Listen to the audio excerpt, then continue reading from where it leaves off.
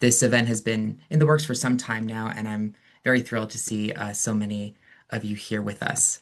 At the Bosley School, one of the actions we take to advance reconciliation between settler and Indigenous peoples is to reflect on our relationship with the land and the continuous process of colonization that deeply impacts our work. Acknowledging the land is the process of deliberately naming that this is the Indigenous land and Indigenous people have rights to this land. The Bosley School of International Affairs is situated on the Haldeman Tract, the land promised to the Six Nations that includes 6 miles on each side of the Grand River, which is on the traditional territory of the Attawandaron, Anishinaabe, and Haudenosaunee peoples. Um, and now for the event.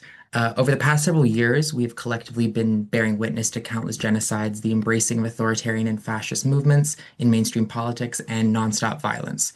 What has been lost in this onslaught has been any recognition of the impacts of man-made climate change on this planet. Even less discussed is how these conflicts not only destroys the lives of so many, but leave devastating scars on Earth.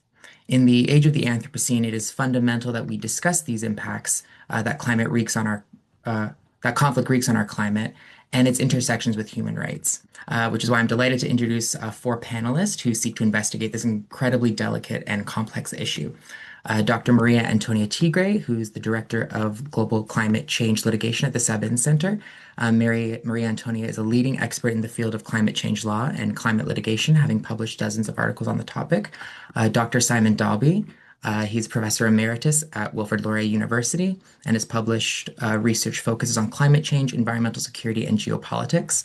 Dr. Kali Rubai is a cultural anthropologist at Purdue University, whose scholarship focuses on displacement, health justice, and the environmental impacts of war and military supply chains. And Dr. Benjamin Niemark is a human geographer and political ecologist, whose current research looks at the US military as a global climate actor and, more broadly, the environmental footprints of the world's militaries. So I want to thank you all for being with us today. And we will start with Maria Antonia leading us in our discussion. Right. Good morning, everyone, and thanks so much for having me. First of all, it's definitely a very important topic to be discussing, especially in the moment that we're currently in the world. And I'll preface this by saying that um, I'm very much a sort of a climate scholar. I focus on climate litigation, so I'll speak more sort of to the human rights piece of this. My colleagues are very better versed to talk about the conflict piece of it, but I'll do my best to kind of highlight a couple of points that I think are important for this conversation. So, yeah, so my focus will be really on this link between human rights and climate change, and then how that framework helps us think about war, conflict, and accountability, and more generally as well. And I'm also going to connect this to a practical issue that tends to receive less attention, which I think my colleagues might speak more to as well, which is the greenhouse gas emissions that come from war and military activity as well, which remain surprisingly underregulated too. And I'll do sort of the way that I wanted to do this was talk about sort of four general topics. I'll briefly explain a little bit about the International Court of Justice advisory opinion on climate change that came out last year and why that matters for this context as well. And second, I'll outline how courts have recognized climate change as a human rights issue, which is very much widespread, sort of at the domestic level, and regional level, and now international level too. And then I'll talk a little bit about displacement as the clearest point where climate rights and conflict intersect, and then this issue of greenhouse gas emissions from war and military activity too. Um, yeah, so how um so yeah, so maybe hopefully that sort of makes sense. But so I'll start then with sort of the ICJ's advisory opinion in this background. So I wanted to, for probably most of the people here have sort of saw this big advisory opinion that came out last year, and I think that has become a really big reference point. But not everyone would be super familiar with its main findings. So I'll explain a little bit about that context. So there was a lot of conversation when this advisory opinion request came out, of sort of what the purpose of it would be in terms of like if this is advisory and non-binding, why would that matter, right? This is not a judgment in a dispute between states, so they're not binding in the same way as a judgment would be. But advisory opinions are highly authoritative. They shape how international law is understood, and they influence other courts, treaty bodies, and domestic legal systems. And I think that's sort of where it came from. And I can give you a couple of examples of how that is already taking shape at the domestic level. So in July 2025, the ICJ issued this advisory opinion on the obligations of states in respect of climate change. This came really from a request from Vanuatu, which is the small island state in the Pacific. And I always really like to highlight that and the youth movements that helped shape this request and this process, because I think it really shows sort of the power of small groups as well, and how now they can obviously have a voice and to advocate for which is really affecting them most of all from emissions all over the world.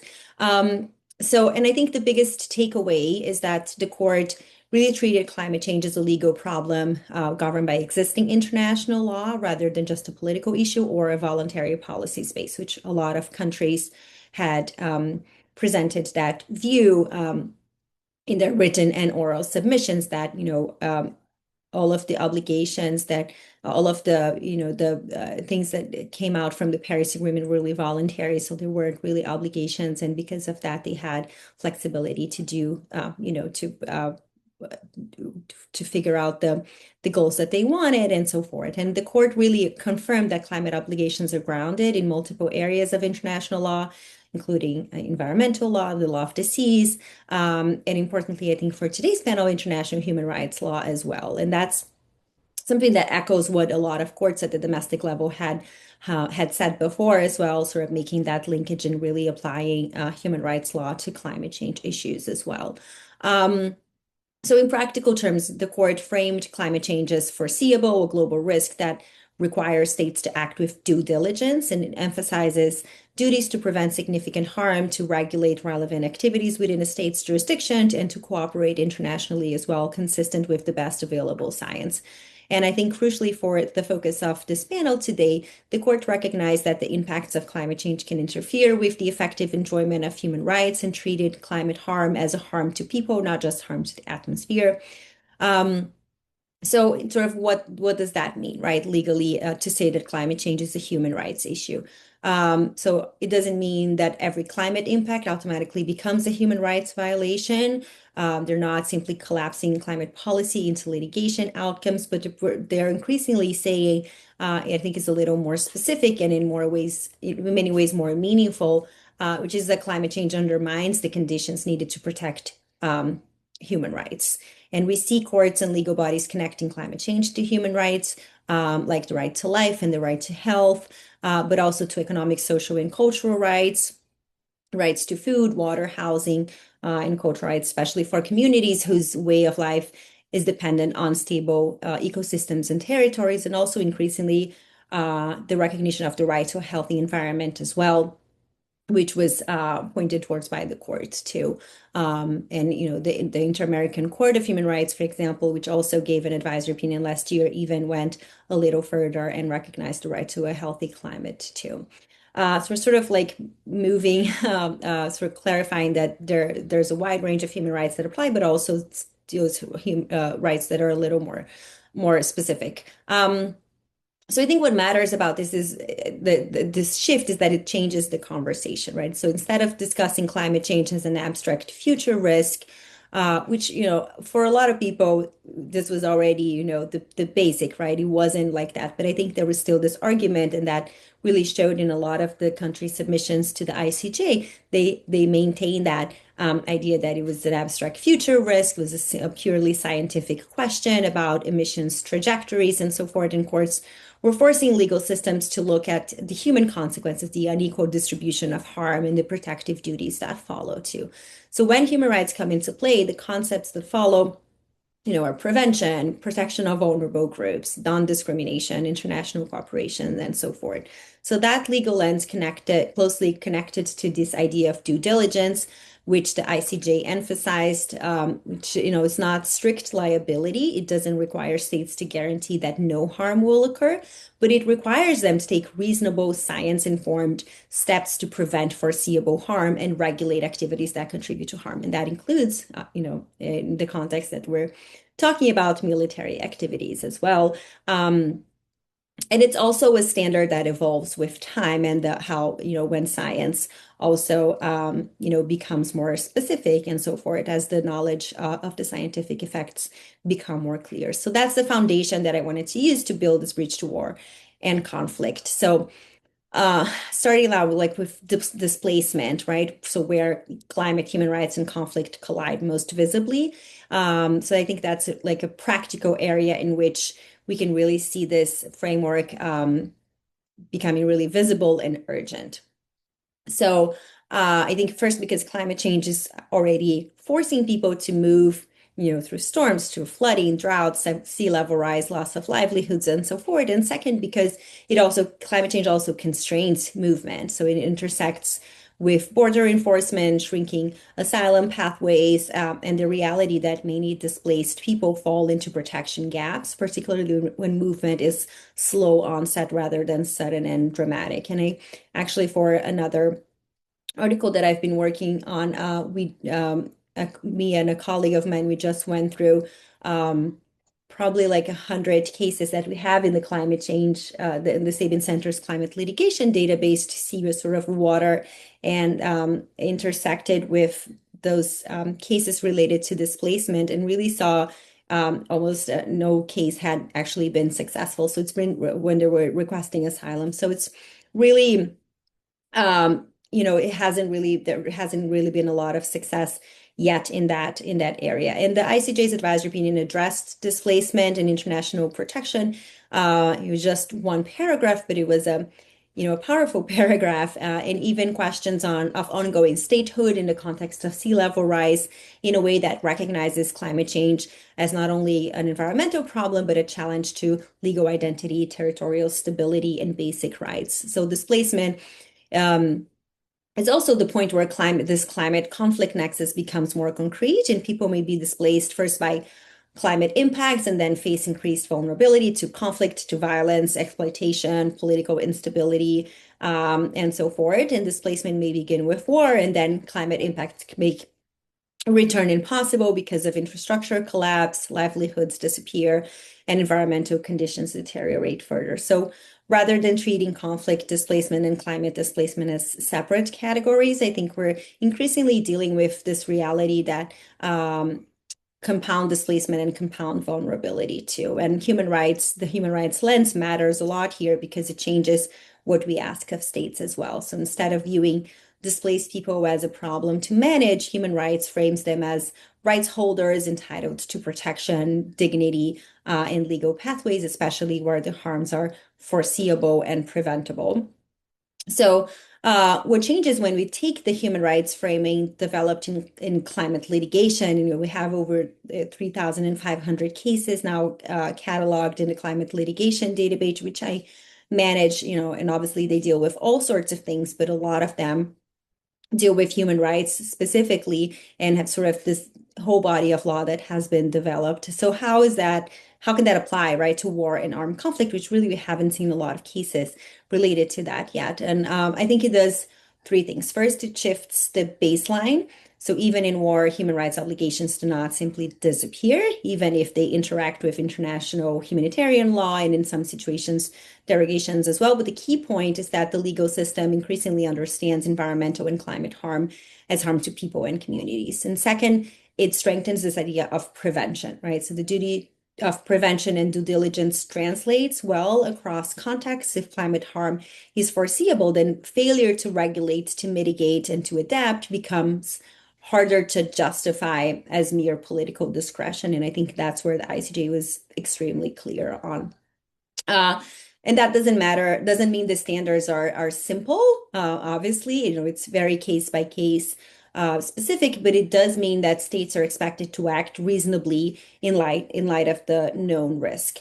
And third, it makes distribution and vulnerability central. So war doesn't just create emissions, it creates concentrated harm often for the same communities already vulnerable to climate impact. So children, marginalized groups, low-income communities, indigenous groups, communities already facing structural discrimination. So it really sort of expands those risks. And that is one reason why the relationship between climate and conflict is so complex, right? So climate change doesn't just cause conflict in the linear way, but it interacts with insecurity, governance, failures, inequality in ways that destabilizes rights too. And then I'll close sort of by flagging this gap that has not been fully integrated into climate law yet, which is that greenhouse gas emissions from war and military activities remain largely underregulated and underaccounted for. And there's a tendency in climate governance to focus heavily on civilian sectors, so energy, industry, transport, agriculture, and so on. But war has climate impacts too, not only through direct emissions from fuel use and operations, but also through destruction of infrastructure, fires, rebuilding, and long-term environmental contamination too. And I think sort of understanding that there's still low visibility, even as the climate significant grows, it's really crucial. And to illustrate the scale, I think there were articles saying that roughly 12 months of war in Ukraine generated around 120 million tons of greenhouse gas emissions, which is comparable to Belgium's annual emissions. So it really is obviously a hefty number here. And yet, even as we see climate law evolving rapidly, and even as the ICJ issued this landmark opinion, these emission gaps remain sort of at the margins of many accountability conversations. So there's this mismatch that we need to talk more about. Climate harm jurisprudence is maturing, especially through this human rights lens, but emissions and the climate consequences of war often sit as this regulatory blind spot.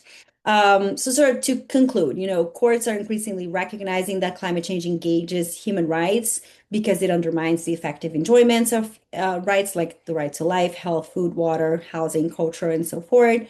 The ICJ's advisory opinions strengthen that framing, from the highest international court, and that has already been repeated by some domestic courts. And I think this will only enforce, the domestic courts really bringing the understanding of what the ICJ has interpreted and into that domestic context and making that into binding law as well, with, emphasizing due diligence, prevention, regulation, and international cooperation as core legal ideas.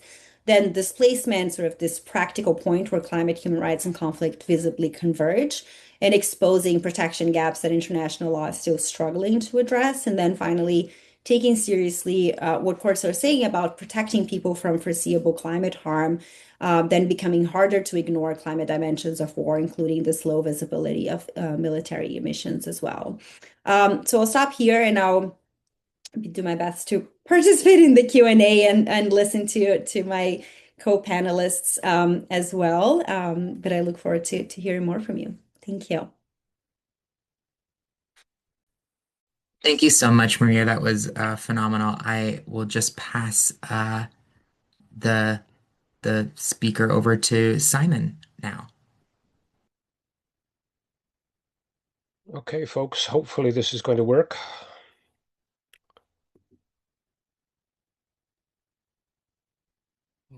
Somebody give me a thumbs up if that screen is working. All right, good. Yep, we can see it, Simon. All right, thanks. Climate, war, and human rights. My emphasis is on the climate and war stuff. I defer to Maria and Kali's expertise on human rights.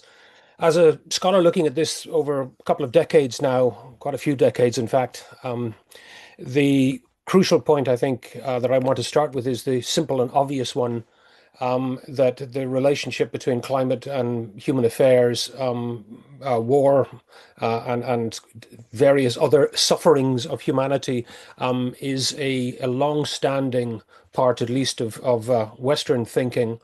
And it often has bizarre consequences politically. It also is something where attributions fly in all directions, not necessarily particularly accurately.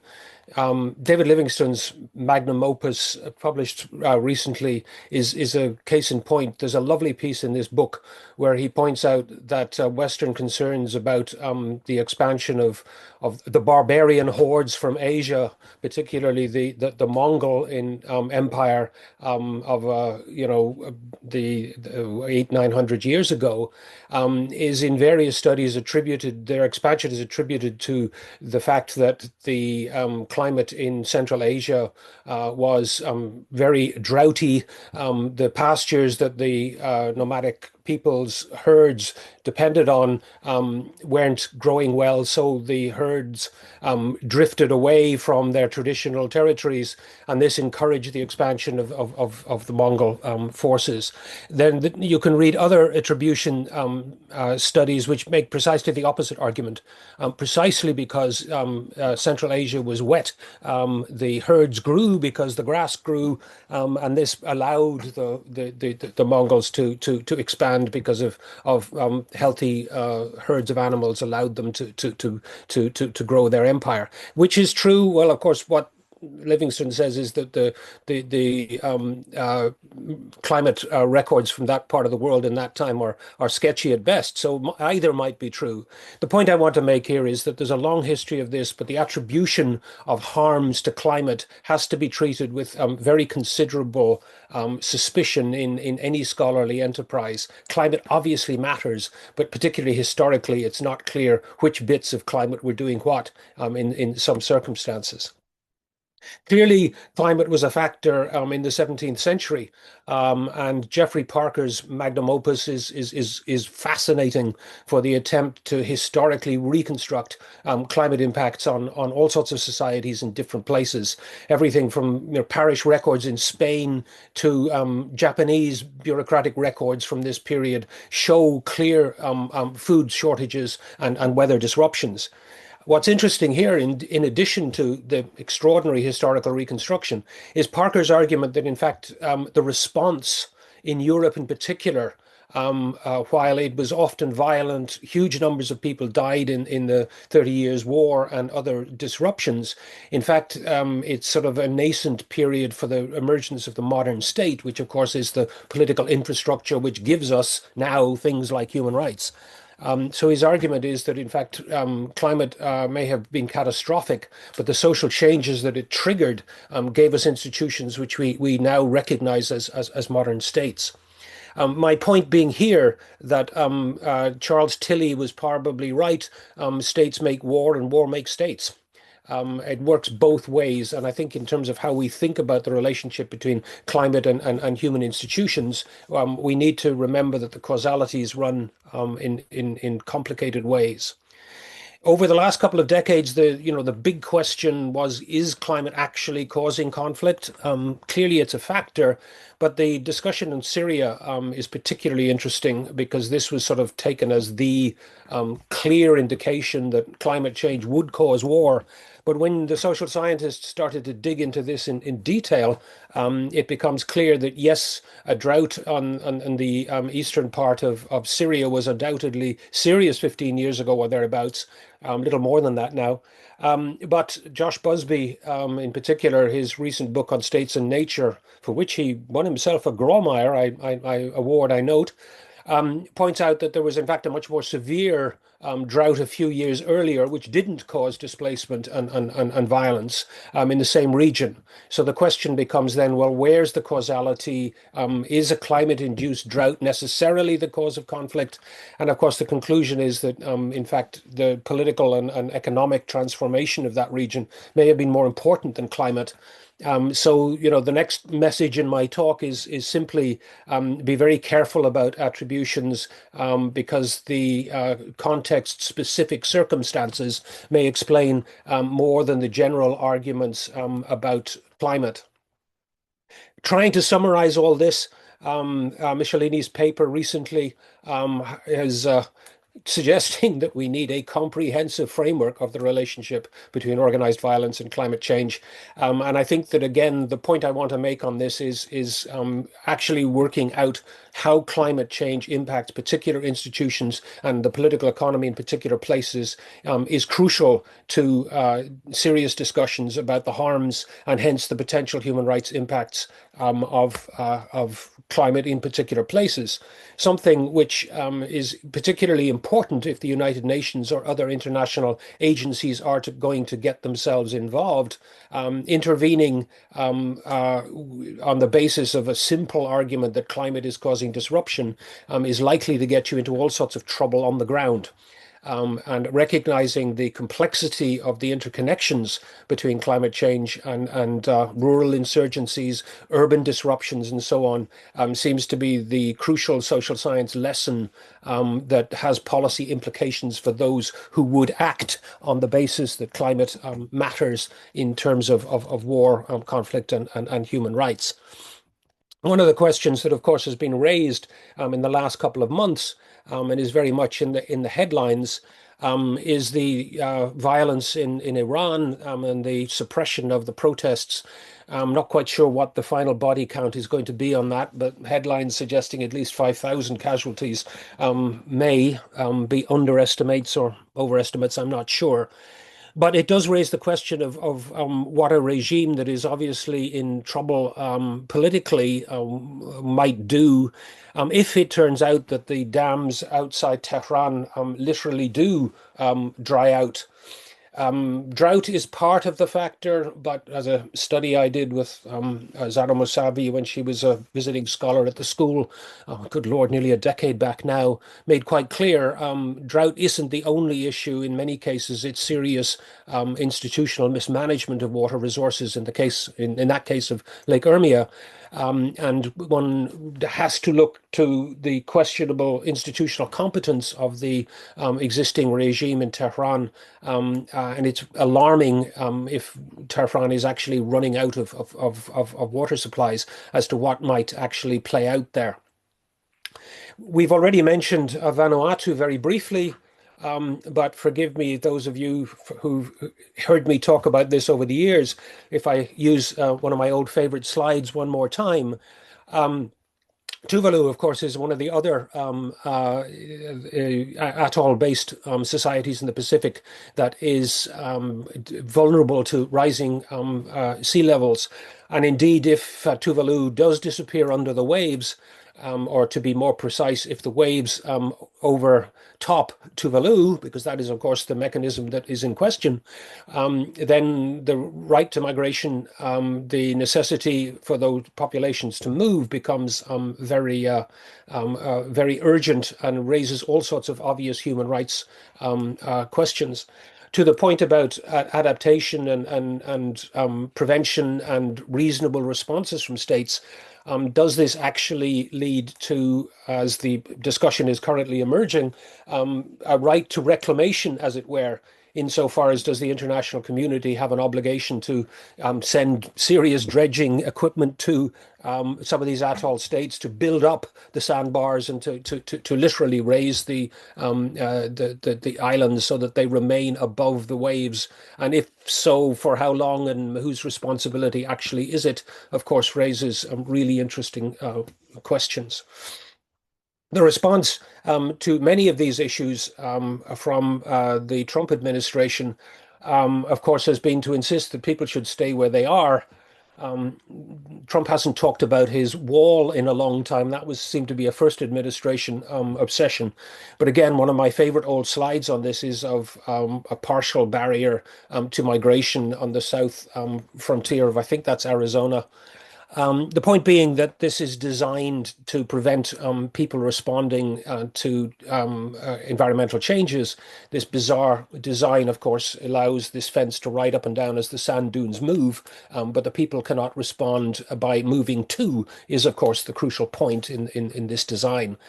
Four-legged creatures have trouble moving in these circumstances too, and of course, that's another environmental harm which we need to not forget. In terms of how we think about the relationships of climate and conflict and war. But this, of course, is about dealing with symptoms. If we are serious about what it is that needs to be done, then we really need to focus on causes. And to this point, thinking seriously about the changes of the Anthropocene requires us to stop and think about the fact that we are living in what Stephen Pine, in that marvelous essay a decade ago in Aeon magazine called The Fire Age. He's subsequently gone on to write a book on the Pyrocene as an alternative to the Anthropocene. But the point is that it's the human use of fossil fuels that are at the heart of so much of climate change. And of course, fossil fuels are one of the things that makes modern militaries mobile. And of course, combustion is at the heart of explosives in terms of bombs, but also in terms of projection or in terms of systems that make military things move, whether it's detonations of shells or missiles or whatever. It's all about combustion. And we need to stop and think very much more carefully about how it is that we interact with combustion in terms of what it is that is causing climate change. And of course, in the last few weeks, we have seen a whole lot of focus on oil and the use of American military, both to generate the most expensive arrest in history. Is that what the Maduro operation was actually? But clearly also attempting to seize Venezuelan oil assets, and particularly here at sea, as the helicopters drop Marines on to take possession of oil tankers. Um, the focus here is on oil. If America is going to be made great again, apparently fossil fuels are absolutely crucial to it. And it is worth pointing out that the National Security Strategy document of last November explicitly calls concern with climate a matter of dangerous ideology. With due respect to the Canadian Prime Minister, it seems that at least for the Trump administration at the moment, nostalgia is the strategy. Um, my focus on this has been to recognize that at least parts of the planet are addicted to combustion. We are suffering from a condition of pyromania, where even if lots of people realize that it may be dangerous, the compulsion to set fire to all sorts of things is at the heart of this fascination with fossil fuels and the attempt to reinvent fossil fuel powered civilization, which is what is implicit in much of the Trump administration's discussion of these things, is something that we need to tackle fairly directly in terms of thinking about how we move forward. Some years ago, IRENA published the Global Commission on the Geopolitics of Energy Transition. And it was interesting that this was the map that they put on the front cover. The document is getting a little dated now, although it's still well worth reading. But the point being that a new world not focused on North America was emerging. And it's interesting to see a couple of weeks back, the Economist magazine explicitly arguing that the responses to climate change that increasingly matter are going to be the relationship between China and the global South. Because the rapid expansion of the use of non-fossil fuel powered energy systems is in fact shaping the response to climate in all sorts of innovative ways. And it is worth emphasizing that the amount of money going into non-fossil fueled energy sources now dwarfs that which is being spent on at least on electricity generation from fossil fuels. And that transition is already happening, but the geography of this suggests that we are in a world in which Asia and Africa's investment decisions may be more consequential in terms of climate change than those of North America. But it does suggest that perhaps Canadians in particular need to not get caught on the wrong side of this transition, which the fascination with building pipelines in this country suggests we're going the wrong way. In terms of war, conflict, and climate, I can't resist another old slide, which I like greatly, because if this is seen as a threat, i.e., to the fossil fueled powered smokestack economies, then if you're serious about climate, the only possible response is to say, bring it on. because clearly the rapid transition away from oil wells and smokestacks is what is needed. And so energy investments that look to non-fossil fuel sources are clearly the kind of adjustment and response that Maria's talk was suggesting the ICJ says is a legal responsibility now. It's going to be messy, however, and the dangers of doing the transition without adequate preparation are very considerable, not least thinking about petrostates like Iraq, which is sort of 80% budget dependent, or the central government budget is 80% dependent on oil revenues. And if oil revenues suddenly are dramatically reduced because the transition moves ahead more rapidly than forecasts suggest, then we've got a crisis of capability in Iraq and for other petrostates as well. And it seems to me that this is something that we need to stop and think carefully.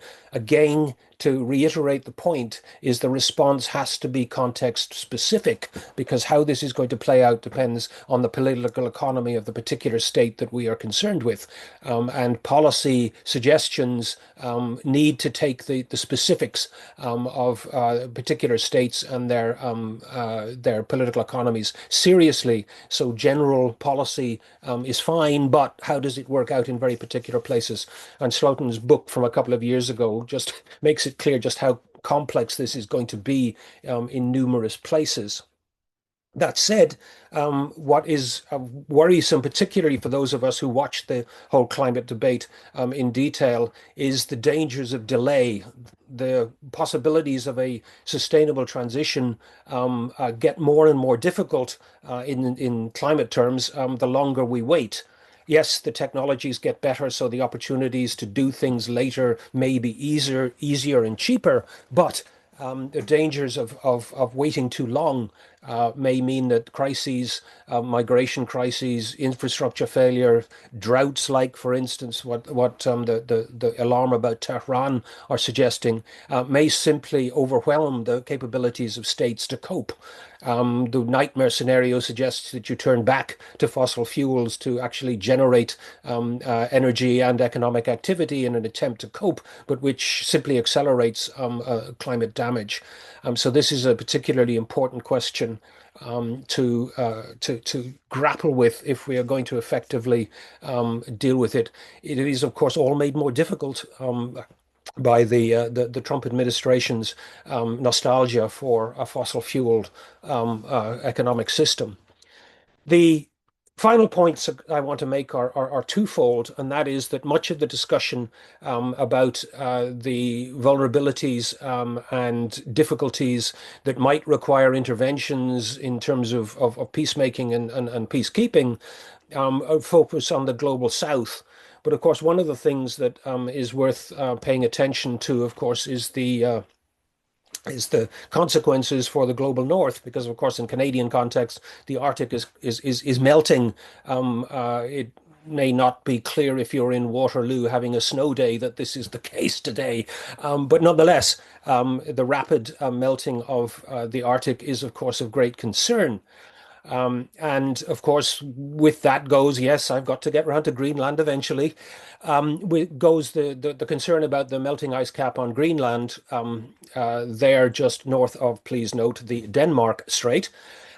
Because of course the question of all of the fresh water flowing off the ice sheet into the North Atlantic is raising the question as to whether the North Atlantic current will effectively switch off the so-called AMOC.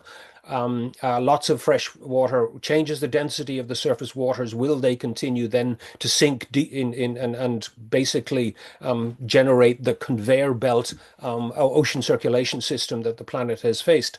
Because, of course, if that slows or stops, as the alarming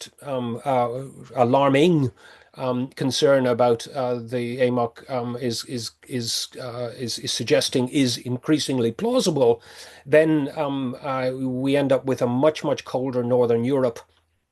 And indeed, if you look at that map, the question of where people in Scandinavia might go should the temperatures there start to plummet, as would be predictable if the the North Atlantic current stops.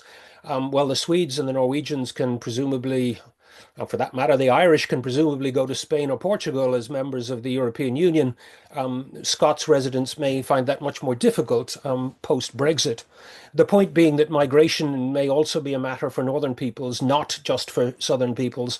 And the question of citizenship and migration, of course, is unavoidable in parts of the global north too, albeit the facilities that Europe in particular can provide are obviously much greater than many parts of the world with much less developed economies.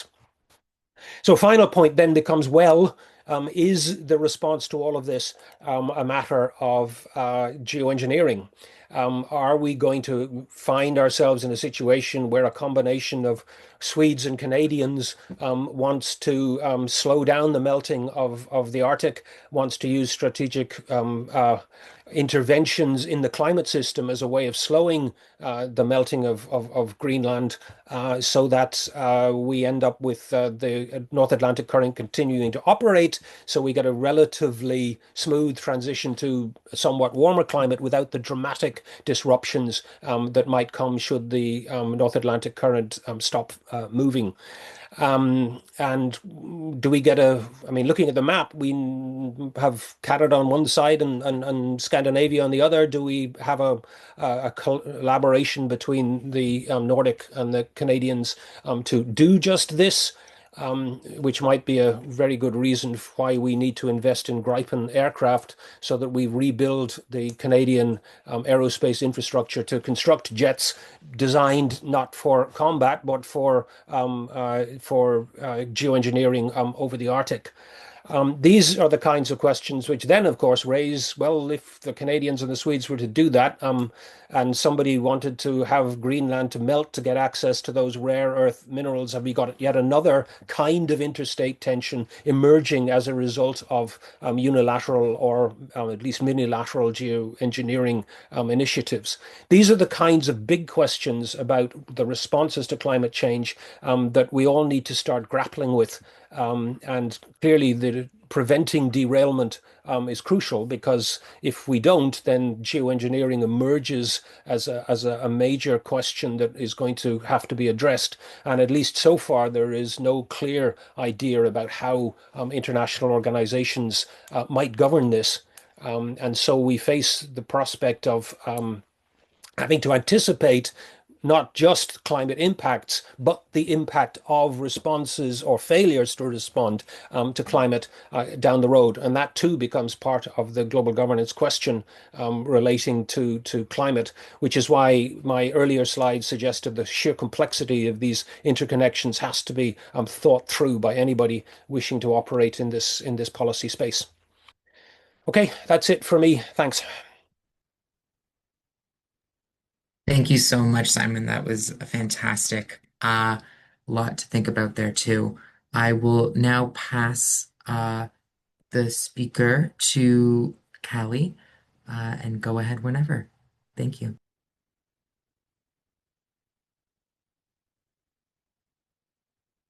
All right, can everyone see okay? Well, thank you both for your really important talks, and I'll rely heavily on Ben to pull us all together here.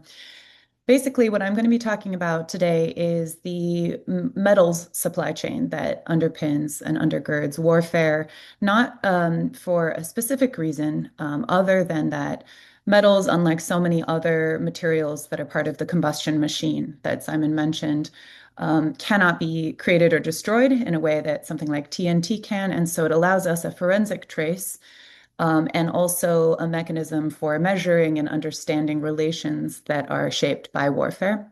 This is based on research that's linked with the Parts Per Million Project and the War and Geos Project. The Parts Per Million Project is oriented towards people seeking recourse in one form or another for the harms that they have faced from warfare. And the War and Geos Project is oriented towards reconceptualizing warfare as a geological phenomenon or from the perspective of the geos, thus the metals. So a couple of, oops, sorry, I lost my changing tool. A couple of key concepts I just want to introduce to the conversation. One, I'm going to be thinking and talking about war as a chain of supply that's fueled by preparation for war, cleanup from war, and then the circulation of war as in eventful mass destruction. So I'm thinking of it as a propellant of climatological dysregulation rather than as something that is triggered by climate change. I'm also talking about a chain of supply, just to be very specific, about the flow of materials and labor that moves and redistributes both resources and burdens. And I'm mostly interested in understanding capacities for resurgence, because those are the concerns of the communities that I have come to know over the course of my research. And that really has more to do with the ability to recover and cope with mass destruction of any form that seems to be at the fore of what we want to think about. And war is one of the factors that disables those capacities and accelerates their necessity at the same time. These are some of the sites that I do research, and I'm focusing here on the circulation of weaponized metals. I'll highlight a few places because, to Simon's point, our response to these things has something to do with the very specific, yes, political economy, also geology and social capacity, and the cultural norms of the places where people are facing these redistributed burdens.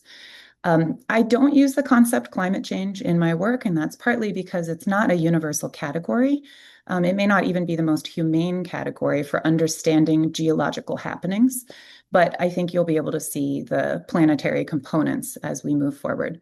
So I started my work in Fallujah, in the center of this map, and I will talk a little bit about the work I do there as a model for work I do in other parts of the world as well, along this very symbolic supply chain.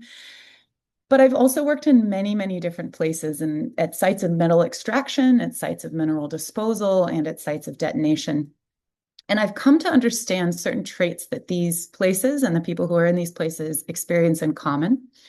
One of the things is that these often tend to be sites of historical massacres, whether that's a factory or a battle. There is sort of a historical iteration taking place. They're also sites of cancer clusters and reproductive irregularities. Almost universally, that is the case, where these metals are moved through the weaponization process. They have deleterious health effects that have a pattern. They often tend to be places that are governed by race-based systems of coerced labor, not always immediately visible. These are places that are ecologically devastated. And they also, therefore, are the sites of a lot of greenwashing and ethics washing, policy and branding. Okay, so we'll just start in Fallujah, where we are looking at where heavy metals were dropped mostly through heavy military bombardment. This is just a basic table of the initial few months of the US invasion in Baghdad. And you can see this long list of weapons and the planes that were used to drop these weapons. And the sheer quantity of heavy metals left a tremendous impact on the environment, such that 20 years later at Fallujah Women and Children's Hospital, where I do some work, and this is the other photo is in the neighborhood just outside of that area, we can still see the remnants of both the 1990s US military activity and then the early 2000s. Some additional military rubble and heavy metals have been added since then during the ISIS occupation of Fallujah. But I think what's important here is just to pause and think about the kinds of relationship between an individual's air quality and climate change and war in a moment. So what I'm just going to take a note here is while you can see power lines that are up right now in this image, many, many people rely heavily on diesel-fueled generators for their electricity, their heating and cooling and cooking and light. And that's because in the early 2000s, the United States bombed the electrical grid, and then it was never fully rebuilt. So while there is some infrastructure, it often is directed towards private or wealthy locations. And because of that, people are polluting their own air quality. They're polluting their own air pretty heavily with these diesel generators, redistributing lead into the air, and also relying really heavily on individualized solutions to public health and environmental concerns. High rates of asthma are taking place both at this hospital and at the Fallujah General Hospital. And at the same time, we're also seeing tremendous air quality degradation as mass deforestation has taken place. Iraq has a third of its palm trees. So it's just, we've seen tremendous environmental change in this location. And with an increase in dust storms and fewer trees, the air quality is more and more heavily impacted. And so we're seeing these spin-off cycles of pollution taking place, in part because war has destroyed the resurgent coping mechanisms that I mentioned before. I'll also note here that while there is an increase in reproductive health issues, one of the most lethal components of that phenomenon is the destruction of the medical infrastructure, including brain drain. Part of this research was to understand where all of those heavy metals went, whether it was depleted uranium or lead or cadmium or arsenic, all those weapons that were dropped, where did they go? Some of them went into the soil. This is grid sampling in all across the city of Fallujah. And in some cases, we saw some radiation, but that wasn't really the highest that we imagined. This is a distribution of heavy metals on the left side and various combinations that are common in certain weapons. And then you can also see a distribution of congenital anomalies that have been linked with heavy metal contamination on the right. And trying to understand the relationship, we can see that the more heavily bombarded parts of Fallujah face more heavily saturated soil and possibly the air, but also a higher rate of congenital anomalies. This is, of course, 20 years after heavy bombardment. We also, my research team here at Purdue also did biological sampling, thinking where in the entire ecosystem are all these heavy metals going. And we found that 29% of our study participants, who are people of childbearing age in Fallujah, had uranium in their bones, and that should be 0. That's an alarming number. We also found that people had 600 times higher the expected lead levels in their bones, and this is looking at lifetime exposure. I'm noting all of this to say that we are basically seeing the distribution of heavy metals into and through the ecosystem as a direct result of military bombardment. If we go back to where these heavy metals came from, we can pick any number of places where extractive industry unearthed these minerals before they became weaponized and before they arrived into the soil and bodies of people in Iraq. And one site that I ended up picking was Kolwezi, which is in the DRC. And in Kolwezi, the landscape doesn't look very different than one that has been heavily bombarded, except in this case, it's through extractive industry. And this is mostly artisanal mining that's happening in a national park where people, yes, experience very, very high exposure to uranium dust, for example. And here is a local, this is me with local researchers who have found a high rate of birth anomalies and high rates of cancer, as well as several other health issues. But here, people really were explicit in that they were not as concerned about intergenerational or long-term effects because their greatest concern was dying by mineshaft collapse, because the labor conditions are so underregulated and so exploitative that surviving long enough to have cancer or to have children with severe disabilities was almost like a luxury problem. Similarly, people in Congo are facing ongoing warfare over those very minerals. Those minerals tend to cross the border into Rwanda. And I think I'm just going to pause on this really important point, which I mentioned earlier, is often these places are sites of greenwashing or human rights washing. And this is a great example.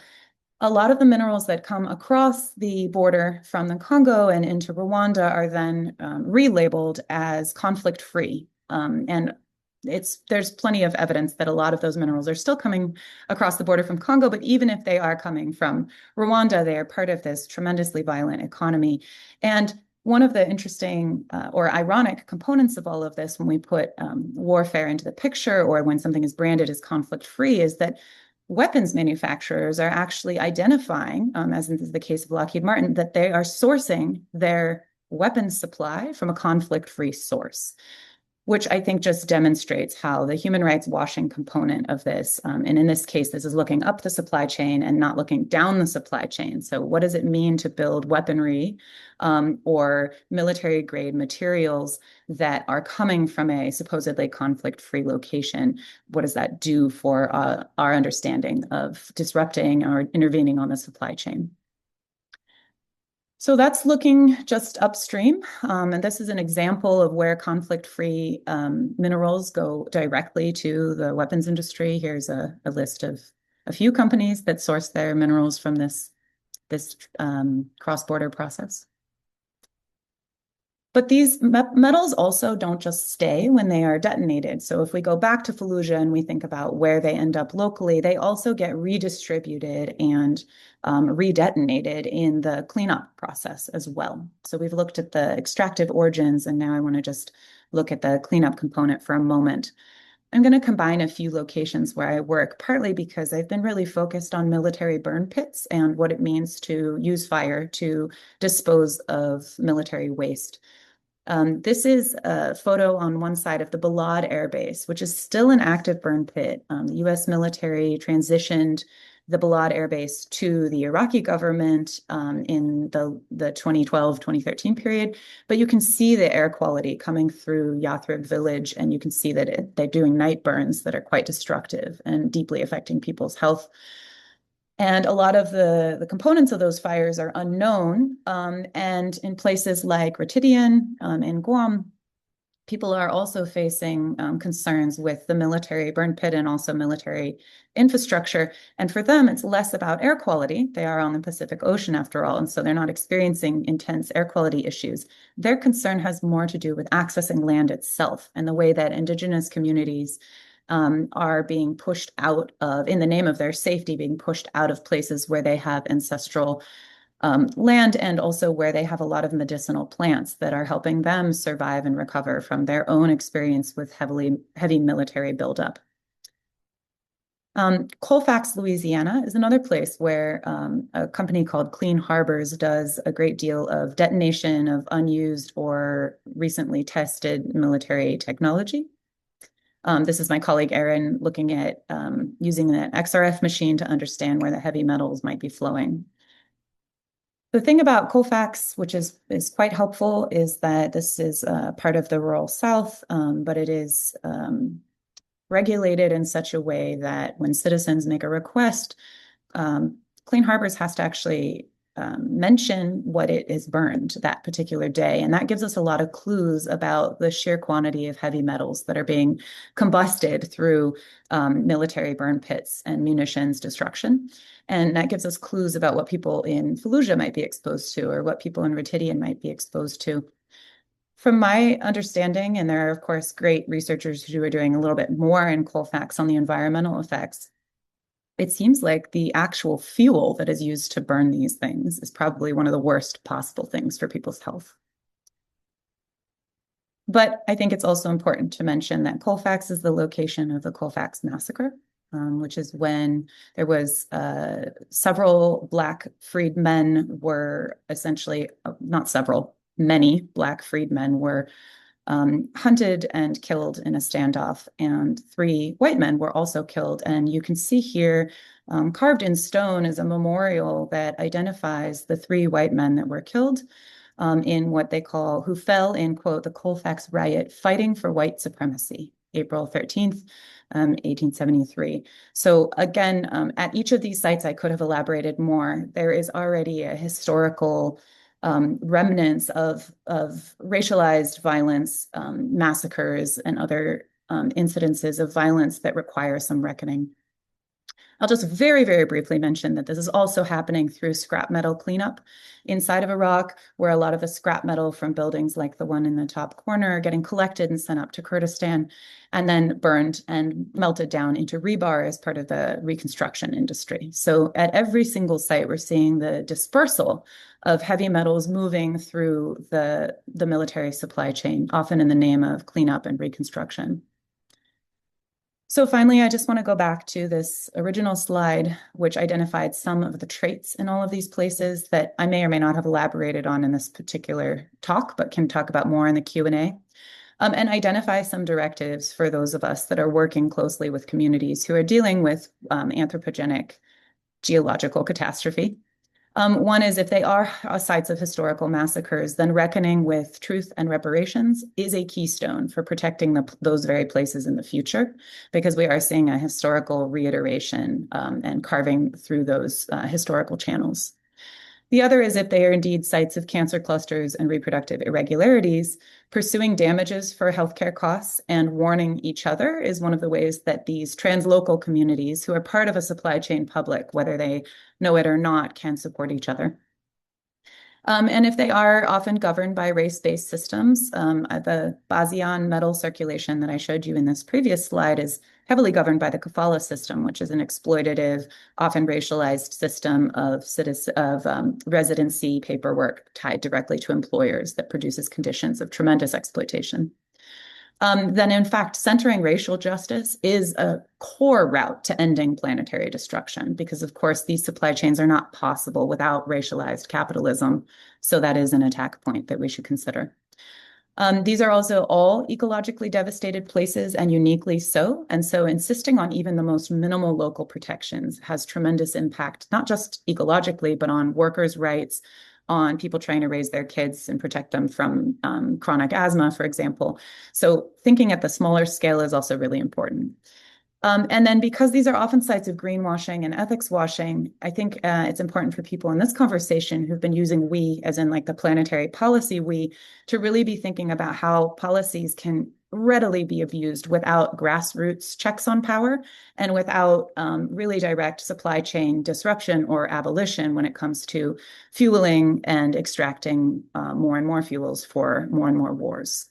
I will stop there and then we can talk more about some other components maybe in the Q&A. Thank you so much, Callie. I will now pass it off to our final speaker, Benjamin. Okay. I'm going to share this, right? That's what I'm going to do. Yeah. I'm going to make it big. And I'm going to think out loud. Does that work? We can see your slides, but it's not in presentation mode yet. Oh. How does one not do that?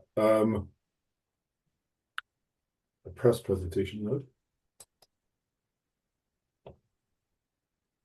Still not? No, not yet. Okay. Help. If you go to the right beside the undo, there's a little play button. I think that might start it to the right. That one, yeah. Did that work? Something's happening. It's not Oddly, no. But Oddly, no. the other thing you could do is see there's like a little drop down arrow in the bottom corner of your that strip with paste. Yeah, there's a I'll go up to the strip of editing. I'm just helping you minimize that so that you can leave it in this mode. Yeah. I'm wondering if I just kind Yeah, of I think if you close that, hide quick yeah, go to the bottom one. Yeah, there you go. yeah. Okay. Is that good enough? perfect. Cool. Sorry about that. I'm usually much better with these things, maybe because of the way I have my computer configured. Anyway, hi everyone. It's getting to the witching hour here. I know you guys are probably midday, maybe some of you, maybe not, but it's yeah, it's late here in the UK, not too late, so I'm okay. I want to thank Ryan, Felicia, Sophie, anyone else I missed in organizing this. I really appreciate bringing together this brilliant panel. Having the luxury of speaking last, it's really cool in a sense to see how well you guys did in terms of like just the differences in the type of subjects that we all took on. So good job. I might go a bit fast. It's just the way I present, but I want to try to cover some ground in terms of some of the work I've been doing lately in around counting military and conflict emissions. Of course, adding hopefully to the conversation about human rights and thinking about just the overall sort of militarization of climate security that Simon touched upon is also and just giving a moment to think about when we talk about human rights being noting that of course there's similar things happening just south of you guys in Minneapolis, which bear the brunt of a very similar kind of things we probably more generally think about as being far away and not so close to home. And so I just want to note that this is happening right now. There's nothing like starting one's presentation with the most unappetizing person on earth. This is Pete Hegseth, the secretary of the newly minted, as you all know, Department of War. Last March, he made it clear something most of us already knew, which was essentially Trump's 2.0 position on climate change. And quoting a post on X, which I'm sure most of you have already heard, is the DoD doesn't do climate change crap. And as if war was not conducted outside within the climate, will it might be obvious in a sense to say that militaries in jest are not bad for the climate. It might be obvious to say that militaries are bad for the climate with an estimated sort of carbon emissions equal to that of medium-sized countries. And as Callie has clearly showed in her excellent work over the years, with toxic chemical pollutants in the soil and water for decades, fighting since the fighting ceases. But climate change is more generally a problem for militaries as well. Catastrophic floods, wildfires, extreme heat, they damage military assets, disrupt logistical supply chains, and hinder warfighting capabilities. You see, you can't land a F-35 on a flooded or melted tarmac, or as we're all experiencing now, on subarctic freezing conditions. For a while, military planners, and still do, see extreme weather as a sort of serious security risk, destabilizing fragile states and global stability. Yet, for some reason, they just don't see themselves. And are you guys seeing this? Can I just get rid of this? Oh, do that. Yeah, we can see when you change the slides. Okay, cool. And yet they don't see themselves as part of this problem, as if tailpipe emissions from an F-35 don't stink. This slide, in a sense, highlights what would be myself and colleagues' first foray into examining the emissions from a large military, in this sense, the Department of Defense.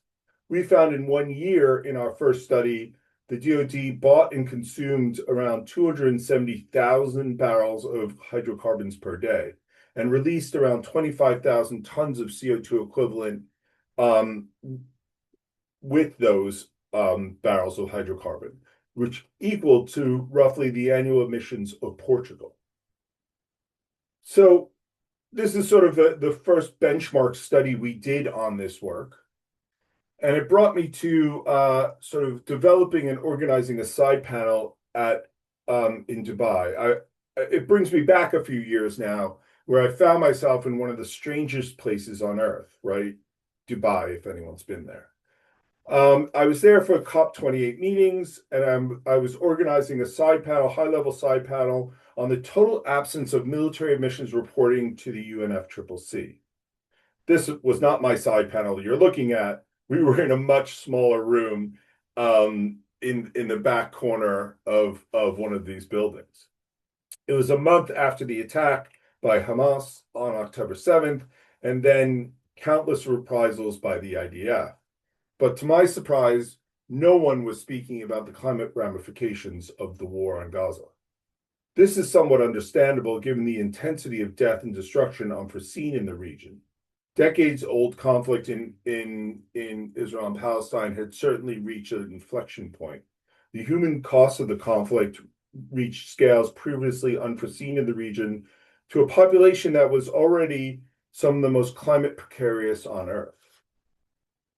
But at the largest international climate conference, not even to breach the subject was a bit of a shock. However, it was at COP28 that I decided alongside colleagues that we needed to begin calculating the climate costs of this war, filling the empirical and methodological gaps in understanding war's contribution to climate change. But where did one even begin, right? We had studied peacetime militaries when we studied the DoD, but we had never really thought about what active real-time war calculations of carbon emissions would be. Um, or end even, as every war spanning decades or a conflict which to now really saw no end. So what we did was we scoured the literature, reports, think tanks, documenting and triangulating the numbers, pulling out some of the largest greenhouse gas emitting culprits, right? As you can imagine, munitions, jet fuel from F-35s and F-16s, two of the main military aircraft by the IDF, cargo flights, particularly from the US, delivering and restocking military equipment, and heavy oil from tanks and other sort of vehicles, fleet vehicles. We did, however, after working through those immediate costs, move beyond the more obvious links to start thinking about more defensive or offensive bunkers, tunnel networks, and thinking through more generally, which is some of the work I was doing previous to this, was war as infrastructure. So we did this thinking through what would be a kind of also third analysis, which would take thinking through the reconstruction of Gaza and what the carbon emissions from that reconstruction might look like. Adding up also Abendor and Roy's fascinating study simultaneously, which was going on, which thinking about what it even would amount, what would the CO2 carbon equivalent of just the removal of all the rubble in Gaza, and how long that would take, estimated roughly anywhere from 32 to 42 million tons of debris, which was thinking, in their estimation would take maybe 15 years to even just remove and up to 29 years to just to process, right? So in a nutshell, the pre and post and sort of pre, post, and during conflict emissions. However, this is not really all that we did. We sort of thought through our timescale and developed a way of understanding, which I'll get to in a second, the different scopes of emissions, right? So looking beyond just what was normally calculated being scope 1 or tailpipe emissions, to start thinking through both scope 2 and scope 3, which are the longer tail of environmental and climate damage, the more supply chain emissions. We also developed what was a kind of, alongside colleagues, a way of thinking through what would be a specific scope to just examine what wartime, just pure wartime emissions would look like, right? And so we developed that into scope 3 plus, thinking through things like landscape fires and infrastructural damage and debris and reconstruction, bunker fuels that are only caused during wartime. And here are some of the sort of graphics from this, as you can see, and as you can imagine, there was nothing that necessarily popped out at us that was not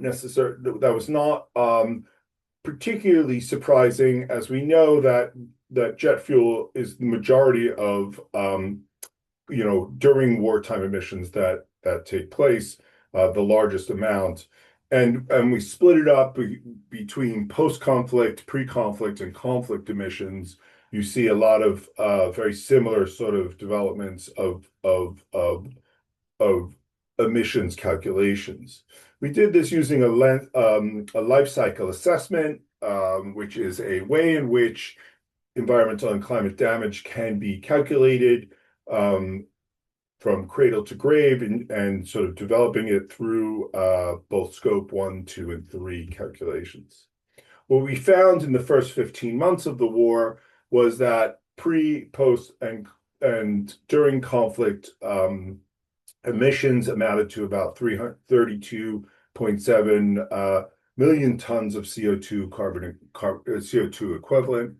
This is equal to roughly around the emissions of a country, a medium-sized country like New Zealand, their annual emissions, or something more relatable, 8.6 medium-sized coal-fired power plants. and or 7.6 million petrol cars on the road. Just kind of moving through this. Although we provide a very conservative snapshot estimate of wartime emissions, mainly because we have limited data to work with. All this to say, we need to, and this is sort of some of the work I've been doing. I did with Callie about a year ago now, is thinking through counting conflict emissions as a sort of form of resistance. And to do so, we need to, and this is to both militarization, but also the counter kind of future war. And to do so we need to kind of think through the tools which would both be empirically and theoretically helpful for climate activists, but also scholars and policymakers to be sort of having the data on hand. And to calculate this data, we need to be thinking about what are the tools available that we can use, right?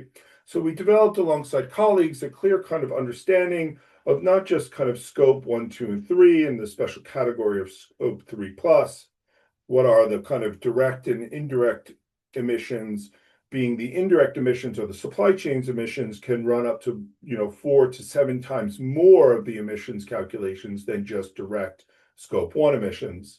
But in a period of kind of climate, potentially what we're seeing a climate retreat, we needed sort of diverse coalitions, dare I say, army of our own researchers to do this work.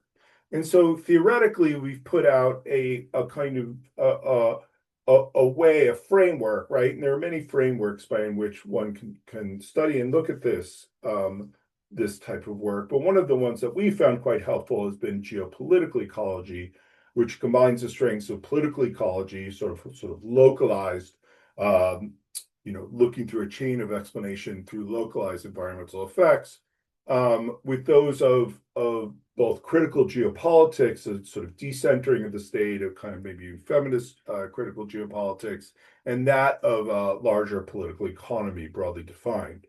And this is to account for the role of large geopolitical institutions such as militaries, but also other kind of very, very large and cumbersome institutions, and seeing them as particularly strong climate actors and their role in environmental change. We sort of, in a sense, if you want to boil it down, we're tracking localized socio-ecological effects of militarized capitalism where it touches down. If anyone wants to read more about this, there are citations there, and we also just published a what soon to be open access piece in the new Handbook of Political Ecology. But moving more, I'd like to sort of take us a step back and thinking about, well, how does one even sort of begin sort of thinking about or even studying something like this? And empirically, we are, as a group, as a sort of loosely based network, building guides, as Callie and I did published in this piece with 2 other close scholars, Ruben Larby and Callie and Kirsty Ashworth. We sort of undertook what is, in a sense, a how-to guide to assess military greenhouse gas emissions from below. And here we're using something Callie had been studying for a while, and something that we picked up on later in thinking through the use of concrete. And particularly here, we used concrete as a case study in Iraq, thinking through the supply chain of in particular T-walls or Texas walls, glass walls that were implicated. They were placed all over Baghdad, but also in parts of Afghanistan, and of course used in Palestine, to separate and as a counterinsurgency strategy. And we calculated a life cycle assessment of these. But in this paper in particular, what we did was we sort of tried to provide a how-to, a step-by-step guide in how we went about doing it, right? And thinking about how, because you could imagine, how do I even begin sort of doing this work in terms of calculating greenhouse gas emissions from militaries, right? Not just in peacetime, but in war. And this is what we tried to do. We tried to provide what is hopefully a very readable and a usable methodology. If not, there are other methodologies out there that colleagues, Leonard de Klerk and colleagues, have kind of put together that based on their work they've done in Ukraine. And hopefully the work we did in Gaza in the preprints now is readable and usable. All this to say that we're trying to build out this network in in in in ways that are usable and hopefully that can be accessible. And we are gaining momentum. As Maria discussed early on, in July, the International Court of Justice delivered this historical advisory opinion to countries to tackle climate change. This really much anticipated opinion confirmed that states are legally bound to protect the climate system and must take concrete action to tackle and respond to climate emergencies, right? What was really exciting for us was that Kay McIntosh, one of the lead, led the arguments for the state of Palestine at the ICJ, used our research to kind of argue for the state of Palestine. And one of the big things that came out of this is that two of the sort of key legal findings were that states were, of course, obliged to do their utmost harm to prevent harm to the climate system and to cooperate with each other on that end. But really exciting, and I think something that goes many times flew under the radar is that in a declaration annexed to the opinion, the American judge Sarah Cleveland emphasized that this obligation necessarily includes assessing, reporting on, and tackling greenhouse gas emissions from armed conflicts, right? And so we wrote a conversation piece on this, sort of bring light to sort of what flew under the radar, which is an annex opinion from the larger sort of advisory decision. So this also builds on kind of two other, I think, are really important sort of legal frameworks here. And I'm not a legal scholar. I'm starting to work closer and closer with legal scholars on this, which are both the UN Principles for the Protection on the Environment in Relation to Armed Conflicts, PERAC. And PERAC applies, before and after. It really builds the framework and parallels the framework which we're using, which is sort of looking at the protection of the environment before, during, and after armed conflict, which I think gets really and builds on sort of Callie and Mark Griffith's work on the before maths, right? So thinking through, and some of our work with thinking through war, not just as a sort of conflict moment, but sort of detemporalizing in a way and thinking about war through supply chains, thinking about the carbon emissions of material, the movement of that material, the industrialization of that material, and then Callie and Mark's work even thinking about before that in the extraction of the metals needed to build the material. The second piece here is the International Criminal Court, ICC's office prosecutor, which launched a policy on addressing environmental damage through the Rome Statute.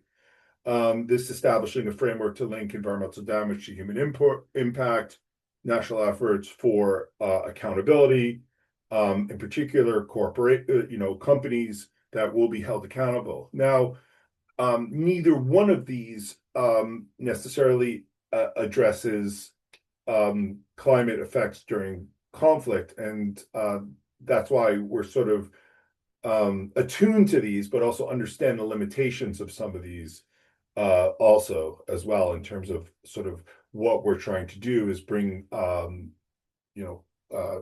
climate costs of war to the fore. So as we know, as researchers, work needs to be done. And of course, we need to be thinking about how best to go about doing it.